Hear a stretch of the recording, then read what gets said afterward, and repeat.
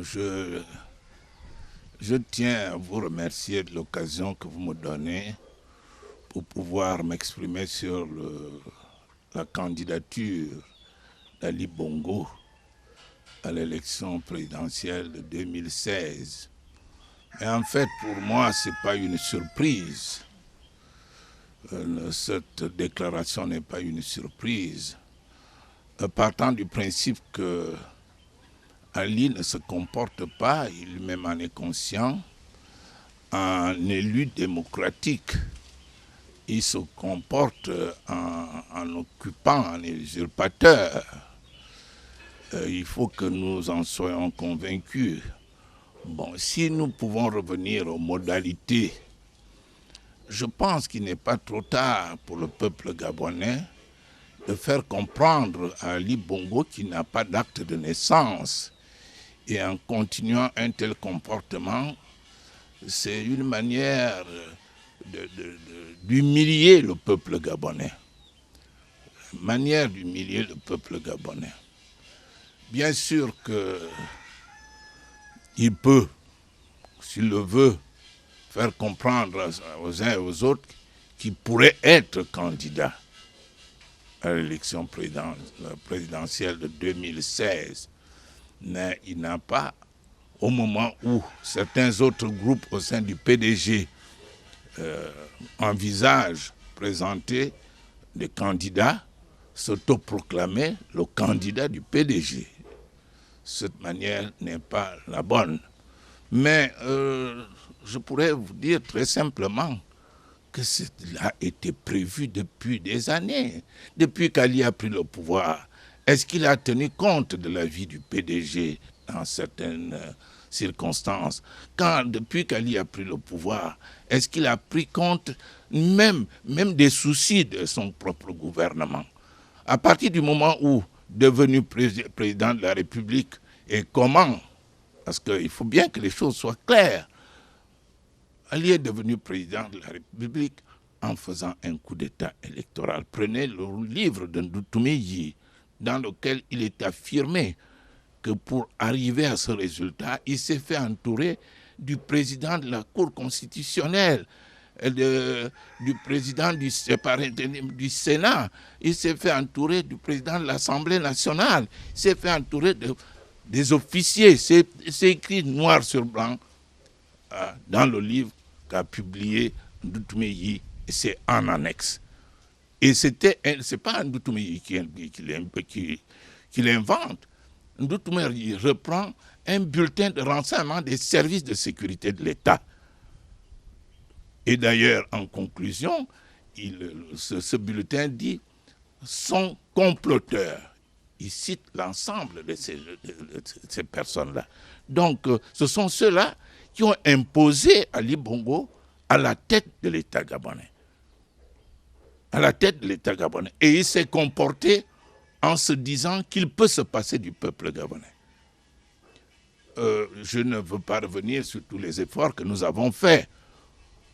Nous avons, en 2009, introduit un recours à la Cour constitutionnelle contestant la nationalité d'origine gabonaise d'origine d'Ali Bongo. J'ai introduit ce recours, mais curieusement, la Cour constitutionnelle demande que ce soit moi qui produise l'acte d'adoption d'Ali Bongo. Or, la loi sur le code électoral, en son article 42, dit que la charge de la preuve incombe à celui dont la nationalité est mise en cause. C'est Ali Bongo qui devait produire les preuves de sa nationalité. Mais ce n'est pas moi, d'après le code de nationalité. Et aujourd'hui, nous avons saisi plusieurs autres institutions. Nous avons saisi le tribunal correctionnel de Libreville. Le procureur m'avait reçu en disant « Monsieur Bengono, en vertu de l'article, je crois, 22 du Code de procédure pénale, je classe votre dossier parce que cette disposition me donne cette compétence. Mais je ne vous empêche pas de continuer votre combat. Vous avez d'autres voies. » En 2009, avant d'aller à la Cour constitutionnelle, j'ai introduit une plainte contre Kasaka et Ali Bongo. Ali Bongo n'était pas encore président de la République. Et logiquement, la Cour constitutionnelle devait s'en remettre à la Cour correctionnelle, tribunal correctionnel, pour que ce dossier soit examiné à fond. Mais comme Madame Mborato et certains autres ont fait partie du coup d'État, voilà, avaient déjà validé, ils ne pouvaient plus revenir sur cette décision. Mais nous disons aujourd'hui, je le lui ai dit à la Cour, mais je vous en prie. Et j'ai dit à Mme Morato et aux membres de la Cour en 2009, je leur ai dit, Dieu vous regarde. Et je continue à leur dire que Dieu vous regarde. Parce que tout le dégât, tout ce que Ali Bongo peut faire dans ce pays, retombe également sur leur tête. Parce qu'ils ont encouragé un mensonge. Ils ont encouragé la violation d'une constitution qu'ils sont censés défendre. Je les interpelle encore une fois aujourd'hui. Une fois aujourd'hui. Ali prend ce genre de liberté tout simplement parce qu'il le sait. Voilà. J'ai dit au président Ping, quand il est arrivé à Libreville, quand il voulait évoquer l'élection de 2016, je dis, mais attention, moi je crains que vous ne vous trompiez en donnant une occasion à nouveau à Ali Bongo d'être candidat à une élection présidentielle gabonaise. Parce qu'il sait qu'il l'a déjà fait une fois. Il n'y a pas de raison qu'il ne le fasse pas une deuxième fois. Le Premier ministre Valls a dit Ali Bongo n'a pas été élu d'une manière régulière, comme il le faut. C'est qu'il n'a pas été élu. Nous le disons avec beaucoup de fermeté. Et s'il agit tel qu'il le fait, et vous-même vous l'avez constaté, quel est le Gabonais de naissance qui, devenu président de la République, va se faire entourer des acrombéties? Quel est le Gabonais de naissance devenu président de la République va avoir les Sédoukan? Quel est le Gabonais de naissance qui a accédé à la présidence de la République va avoir comme conseiller des Amouzou et autres? Ali vous prouve à ce moment-là qu'il n'est pas d'origine gabonaise. Et pourquoi va-t-on continuer ce débat?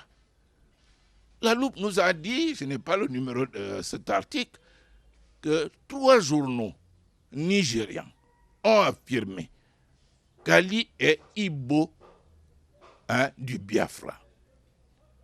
Je lisais tout à l'heure le dernier livre de Pierre Péan, où Pierre Péan affirme que Ali est Ibo du Nigeria.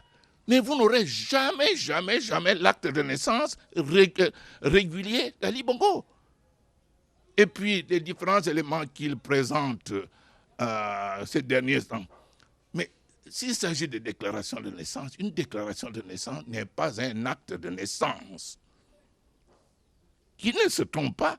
Et nous avons toujours les échos des démarches qui sont faites au Congo par certains qui se disent ses proches.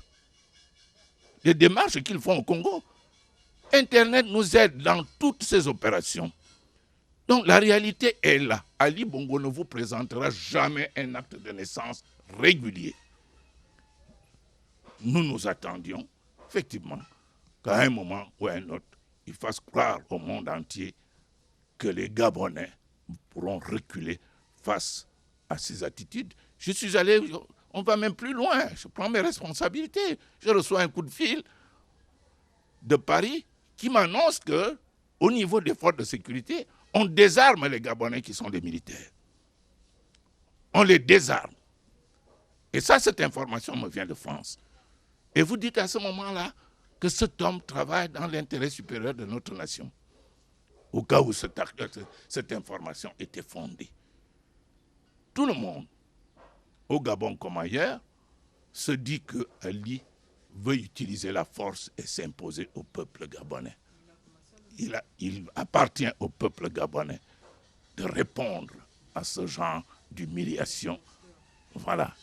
Parce qu'il n'est pas président, il est occupant. Et je vous rappelle qu'en 2009, les Nigérians qui étaient à l'ancienne gare routière, quand on a dit qu'Ali était déclaré président, ils ont dit le Gabon devient un nouvel État du Nigeria. Acceptez-vous de devenir un nouvel État du Nigeria? Gabonais, prenez vos responsabilités. Je vous remercie.